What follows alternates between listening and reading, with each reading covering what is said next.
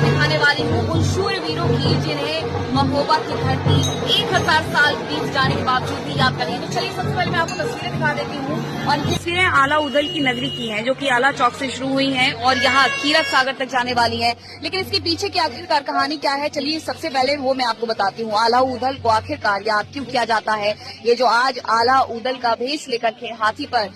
कलाकार सवार हैं, इन्हें आला उदल के तौर पर क्यों आज पेश किया जा रहा है और क्यों आला उदल को याद किया जाता है, चलिए सब कुछ मैं आपको बताती हूँ। आला उदल दरअसल ऐसे जवान थे जिन्होंने पृथ्वीराज चौहान से युद्ध किया था और न केवल युद्ध किया था बल्कि उन्हें इस युद्ध में हराया भी था। उस वक्त पृथ्वीराज चौहान, जिनकी सत्ता दिल्ली तक काबिज थी, वो सपना देखते थे कि बुंदेलखंड पर भी वो अपना राज कर सके। बुंदेलखंड पर राज करने की दृष्टि से उन्होंने महोबा पर हमला कर दिया और यहाँ पर हमला करके उन्होंने जो सबसे पहली शर्त रखी यहाँ के राजा के सामने, वो शर्त उनकी तरफ से यही थी कि उनकी जो पुत्री है वो उन्हें दे दी जाए, नौलखा जो हार है वो उन्हें दे दी जाए। ये राजा परमार की पुत्री थी चंद्रावली, जो कि अपनी सखियों के साथ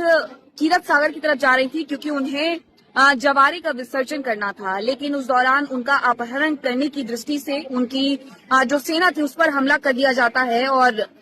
इसके साथ ही पृथ्वीराज चौहान कहीं ना कहीं उन्हें घेर लेते हैं और उस वक्त आला उदल जो थे उन्हें देश निकाला दे दिया गया था। उनसे नाराज थे यहाँ के जो राजा थे वो, और उन्हें देश निकाला दे करके कहीं ना कहीं ये एक पूरी जो षड्यंत्र रचना थी वो की गई थी और इस षड्यंत्र रचना के तहत ये कोशिश की जा रही थी कि बुंदेलखंड पर शासन पृथ्वीराज चौहान का हो जाए। लेकिन आला उदल को जैसे इसके बारे में भनक लगती है, आला उदल आते हैं और अपनी तलवार से पृथ्वीराज चौहान की सेना को पराजित कर देते हैं। उस दिन से लेकर के आज तक ये 844वां कजली त्योहार है, कजली मेला है, जिसके द्वारा याद किया जा रहा है आल्हा और उदल को।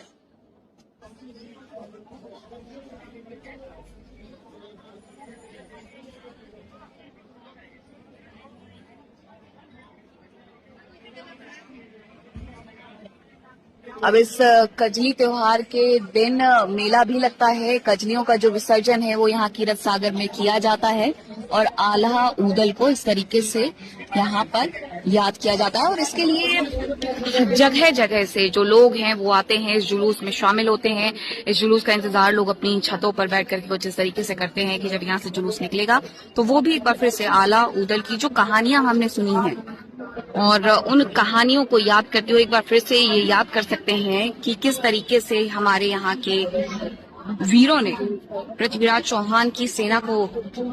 पराजित किया था, उन्हें यहाँ से भागने के लिए मजबूर कर दिया था और आज भी उनकी याद में ये कजली त्योहार, कजली महोत्सव मनाया जाता है।